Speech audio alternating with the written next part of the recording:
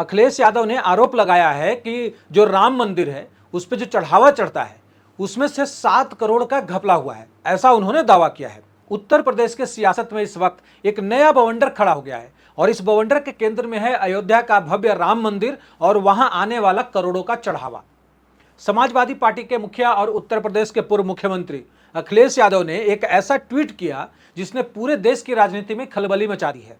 उन्होंने सीधे आरोप लगाया कि राम मंदिर के चढ़ावे के 7 करोड़ रुपए गायब हो चुके हैं, यानी चोरी हो चुके हैं। उन्होंने इसे मंदिर ट्रस्ट के लिए बेहद शर्मनाक बताया। देश की अदालतों से इस मामले में खुद संज्ञान लेने की मांग की और इस पूरे मुद्दे पर सरकार की चुप्पी को संदिग्ध करार दिया। लेकिन सबसे बड़ा सवाल यह है कि इस बेहद गंभीर और संवेदनशील आरोप का आधार क्या है। अखिलेश यादव ने अपने पूरे बयान में कहीं भी यह नहीं बताया कि उन्हें यह 7 करोड़ रुपए के चोरी की खबर कहां से मिली, इसका सोर्स क्या है और इसके पीछे के पुख्ता सबूत कहां हैं। आप ये ट्वीट देखिए, इनका ये ट्वीट, इसमें कहीं ये मेंशन नहीं किया है कि इनको ये इन्फॉर्मेशन मिला कहां से। जब देश के इतने बड़े पद पर रहा नेता बिना किसी दस्तावेजी सबूत के इतना बड़ा दावा करता है तो उसके पीछे की सच्चाई को खंगालना बेहद जरूरी हो जाता है। डिजिटल मीडिया प्लेटफॉर्म आप इंडिया की एक खोजी रिपोर्ट और उसमें सामने आए एक सनसनीखेज ऑडियो ने इस पूरे मामले की हवा निकाल कर रख दी है। ये ऑडियो हम आपको सुनवाएंगे। इस ऑडियो में और कोई नहीं बल्कि समाजवादी पार्टी के ही बड़े नेता और पूर्व मंत्री पवन पांडे खुद यह एक्सेप्ट करते हुए सुनाई दे रहे हैं कि इस 7 करोड़ की चोरी को लेकर उनके पास कोई लिखित शिकायत, कोई सबूत या फिर कोई ठोस एविडेंस नहीं है। उन्होंने साफ तौर पर माना कि अयोध्या और फैजाबाद के इलाके में सिर्फ कुछ सूत्रों के हवाले से एक अफवाह चल रही थी और उसी अफवाह को आधार बनाकर इतने बड़े स्तर पर राजनीतिक बयानबाजी शुरू कर दी गई। आप ये सुनिए, बयान सुनिए इनका, ये ऑप इंडिया का है। हेलो, पूर्व मंत्री पवन पांडे जी से बात हो रही है? कौन बोल रहे भैया? मैं पत्रकार शिव बोल रहा हूँ दिल्ली से, ऑप इंडिया से। हाँ बताइए भैया, बोल रहा हूँ। ये आपने जो राम मंदिर वाला है मामला, आपने बोला है कि चढ़ावे में चोरी हुई है, तो आपको कोई शिकायत वगैरह मिली है या कैसे है उसमें? अब ये बात पूरे फैजाबाद शहर में सूत्रों के आधार पर टहल रही है 4 दिनों से। नहीं तो क्या मतलब कॉन्क्रीट एविडेंस उसका कुछ है ऐसा कि कुछ लेटर मिला हो? नहीं, कोई कॉन्क्रीट एविडेंस नहीं, कोई लिखा पढ़ी सबूत नहीं है भैया, कोई। अच्छा, ऐसे ही बस लोग बोल रहे हैं तो आपने भी बोल दिया है? हाँ भाई, समझ लीजिए। अच्छा अच्छा, आप चंपत राय से पूछिए ना, फोन मिला के चंपत राय जी का नंबर लेके पूछिए कि जो राष्ट्रीय अध्यक्ष अखिलेश यादव जी ने पेज पे लगाया है, ट्वीट किया है, उसका जवाब देंगे आप? हमने राम मंदिर ट्रस्ट में बात की है 1-2 लोगों से, तो वो तो कह रहे हैं कि सब कुछ कैमरे के सामने होता है, कोई दिक्कत नहीं है, सब चीज की रिकॉर्डिंग होती है। ये मतलब वो कह रहे हैं कि अगर चोरी हुई है तो सबूत लाओ। चंपत राय जी क्यों नहीं बोल रहे हैं इस पे 4 दिन से? सुना आपने? एक तरफ देश की जनता रामलला के दर्शन के लिए अपनी गाढ़ी कमाई का अंश दान कर रही है और दूसरी तरफ देश के जिम्मेदार राजनीतिक दल सिर्फ सुनी सुनाई बातों पर देश की सबसे बड़ी आस्था के केंद्र को कटघरे में खड़ा कर रहे हैं। आइए अब इस पूरे व्यवस्था को गहराई से समझते हैं ताकि दूध का दूध और पानी का पानी हो सके कि क्या वाकई अयोध्या जैसे हाई सिक्योरिटी जोन में 7 करोड़ रुपए की चोरी मुमकिन है या फिर नहीं। राम मंदिर ट्रस्ट की जो व्यवस्था है वह किसी भी आधुनिक कॉरपोरेट गवर्नमेंट से कहीं ज्यादा सख्त और पारदर्शी है। मंदिर परिसर में आने वाले हर एक पैसे के चढ़ावे की गिनती का एक तय प्रोटोकॉल है। यह गिनती किसी बंद कमरे में कुछ गिने चुने लोगों द्वारा नहीं की जाती है, बल्कि इसमें बाकायदा देश के प्रतिष्ठित बैंकों के कर्मचारी और ट्रस्ट के अधिकृत सदस्य मौजूद रहते हैं। सबसे बड़ी बात यह है कि गिनती के इस पूरे प्रोसेस की हर एक सेकंड की फुटेज सीसीटीवी कैमरों में रिकॉर्ड होती है, जिसका सीधा एक्सेस सुरक्षा एजेंसियों और उच्च अधिकारियों के पास होता है। ऐसे में किसी भी व्यक्ति के लिए एक सिंगल नोट भी इधर उधर करना पूरी तरह से इम्पॉसिबल है। प्रक्रिया यहीं पर खत्म नहीं होती है, बल्कि सुरक्षा और ऑडिट की परतें इसके बाद और ज्यादा मजबूत हो जाती हैं। सीसीटीवी कैमरों की कड़ी निगरानी में जैसे ही पैसों की गिनती पूरी होती है, उस पूरी रकम की एक एक एंट्री बाकायदा सरकारी रजिस्ट्रों में दर्ज की जाती है। इस दर्ज रकम को तुरंत मंदिर परिसर के भीतर में बने एक हाई सिक्योरिटी लॉकर में सुरक्षित रख दिया जाता है। इसके ठीक अगले दिन सुबह भारी सुरक्षा के बीच इस पूरी धनराशि को भारतीय स्टेट बैंक यानी कि एसबीआई की अयोध्या शाखा में सीधे ट्रस्ट के खाते में जमा करा दिया जाता है। इस पूरी ट्रांजैक्शन चेन में कहीं भी कोई ऐसा लूप होल नहीं है जहां कोई बाहरी या फिर अंदरूनी व्यक्ति दखल दे सके।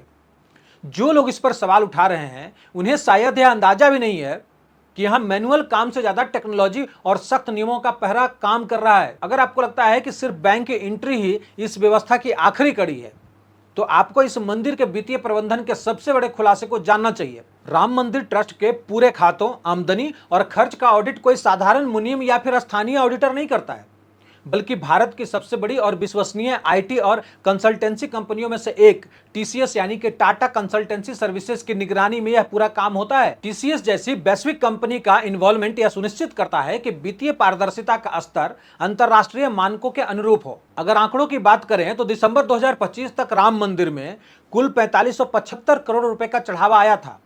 इस विशाल धनराशि में से मंदिर निर्माण, बुनियादी ढांचे और भक्तों की सुविधाओं पर करीब 2475 करोड़ रुपए खर्च किए जा चुके हैं और वर्तमान में ट्रस्ट के पास लगभग 2100 करोड़ रुपए पूरी तरह से सुरक्षित और शेष हैं। ट्रस्टियों में जो भी निर्णय होता है सबके बातचीत करने से होता है, सब लिखित रहता है, लेन देन का हमेशा हिसाब चलता है, लेकिन इसमें लेन देन में बिल्कुल सही चल रहा है, सबको सद्भावना प्रेम बना है। इन आंकड़ों और अभेद सुरक्षा व्यवस्था के सामने आने के बाद राम जन्मभूमि तीर्थ क्षेत्र ट्रस्ट ने भी इस पूरे विवाद पर अपना आधिकारिक और बेहद कड़ा बयान जारी किया है।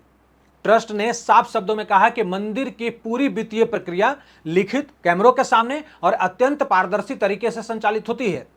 जब एक एक पैसा का हिसाब डिजिटल और फिजिकल दोनों रूप में मौजूद है तो चोरी या फिर हेराफेरी का सवाल ही पैदा नहीं होता। ट्रस्ट ने इस तरह के आरोपों को पूरी तरह से राजनीति से प्रेरित और बेबुनियाद बताया। इस बयान ने साफ कर दिया कि जो लोग 7 करोड़ रुपए गायब होने का ढिंढोरा पीट रहे हैं, वे दरअसल जनता की आंखों में धूल झोंकने की कोशिश कर रहे थे ताकि एक बड़ा राजनीतिक विमर्श जो है वो खड़ा किया जा सके। इस पूरे घटनाक्रम की टाइमिंग को अगर आप ध्यान से देखेंगे तो आपको इसके पीछे की गहरी राजनीतिक क्रोनोलॉजी समझ में आएगी। इस विवादित ट्वीट और आरोप के ठीक एक दिन पहले उत्तर प्रदेश के मुख्यमंत्री योगी आदित्यनाथ ने अयोध्या का दौरा किया था। उन्होंने वहां चल रहे विकास कार्यों का समीक्षा की, राम मंदिर की सुरक्षा और व्यवस्थाओं को देखा और राम भक्तों की सुविधाओं को लेकर एक बड़ा विजन देश के सामने रखा था। राम भक्त के अलावा कोई रामद्रोही घुस ही नहीं सकता है, ऐसी व्यवस्था कर दी गई है। आज तो अयोध्या चमक रही है, एक नई अयोध्या का मॉडल आपके सामने खड़ा हुआ। जो जाता है अयोध्या के वैभव पर उत्साहित होता है, हर व्यक्ति अपने आप को अभिभूत महसूस करता है, गौरव की अनुभूति करता है और आपके पूर्वज आशीर्वाद दे रहे होंगे आप पर, जहां कहीं भी होंगे आशीर्वाद दे रहे होंगे कि हमारी वर्तमान पीढ़ी कितनी धन्य है, अपनी आंखों के सामने मर्यादा पुरुषोत्तम श्री राम को विराजमान होते हुए देख रही है, भव्य राम मंदिर का निर्माण देख रही है और आपके संघर्षों का लाभ जहां कहीं भी आपके पूर्वज होंगे जिन्होंने राम मंदिर आंदोलन में योगदान दिया, जो घर में बुजुर्ग होंगे उनके आंखों में खुशियों के आंसू होंगे। योगी आदित्यनाथ के इस सफल दौरे और अयोध्या की बदलती वैश्विक तस्वीर से विपक्षी खेमे में जो छटपटाहट पैदा हुई है, उसी का नतीजा था कि ठीक 24 घंटे के भीतर बिना किसी सिर पैर के इस 7 करोड़ रुपए के चोरी के नैरेटिव को सोशल मीडिया पर प्लांट कर दिया गया ताकि मुख्यमंत्री के विकासवादी एजेंडे से ध्यान भटकाया जा सके। आज राम मंदिर के चढ़ावे की फिक्र का नाटक कर रहे हैं ये वही लोग हैं जिनकी विचारधारा और सरकार के समय अयोध्या की धरती पर राम भक्तों पर गोलियां चलाई गई थी। इतिहास गवाह है कि समाजवादी पार्टी के शासनकाल में कार सेवकों पर क्या बीती थी। ऐसे में जब वही राजनीतिक विरासत आज राम मंदिर के प्रति अचानक कितनी संवेदनशील होने का ढोंग करती है, तो जनता के मन में उनके नियत पर सवाल उठना लाजमी है।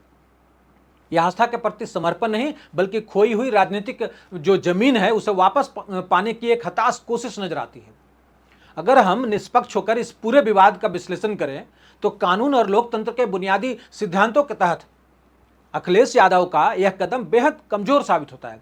यदि देश के किसी पूर्व मुख्यमंत्री और जिम्मेदार सांसद के पास वाकई इस बात के पुख्ता सबूत थे कि देश के सबसे बड़े मंदिर से 7 करोड़ रुपए जैसी भारी रकम चोरी हुई है, तो उन्हें ट्विटर पर केवल एक पैराग्राफ का बयान देने के बजाय सीधे पुलिस स्टेशन जाकर एक आधिकारिक एफआईआर दर्ज करानी चाहिए थी। वे अदालत का दरवाजा खटखटा सकते थे, अपने वकीलों के जरिए सबूत पेश कर सकते थे, लेकिन ऐसा कुछ भी नहीं किया गया क्योंकि कानून सबूत मांगता है, अफवाहें नहीं। ट्विटर पर नैरेटिव बनाना आसान है, लेकिन कानूनी पन्नों पर उन आरोपों को साबित करना नामुमकिन होता है जब आपके पास सच के नाम पर सिर्फ एक कोरी अफवाह हो। इस पूरे सियासी ड्रामे ने देश के सामने एक बहुत बड़ा और गंभीर सवाल खड़ा कर दिया है। क्या हमारे देश की राजनीति का स्तर इतना गिर चुका है कि अब राष्ट्रीय अस्मिता, सांस्कृतिक गौरव और करोड़ों लोगों की आस्था के केंद्रों को भी सिर्फ हेडलाइंस बटोरने के लिए इस्तेमाल किया जाएगा? बिना किसी जांच, बिना किसी प्रमाण और बिना किसी जिम्मेदारी के इतने बड़े मंच से झूठ फैलाना कहां तक जायज है? जनता सब देख रही है और समझ रही है कि कौन विकास की बात कर रहा है और कौन सिर्फ अड़ंगे लगाने की राजनीति में मसरूफ है। अब फैसला पूरी तरह से देश की जनता और उन करोड़ों भक्तों के हाथों में है कि वे इस तरह की ओछी राजनीति को स्वीकार करते हैं या फिर इसे सिरे से खारिज करके सच्चाई का साथ देते हैं। इस पूरे मैटर पर आपका क्या कहना है कमेंट सेक्शन में जरूर बताइए। वीडियो को लाइक शेयर सब्सक्राइब करना मत भूलिए। अगले एपिसोड में मिलता हूं, तब तक के लिए जय हिंद।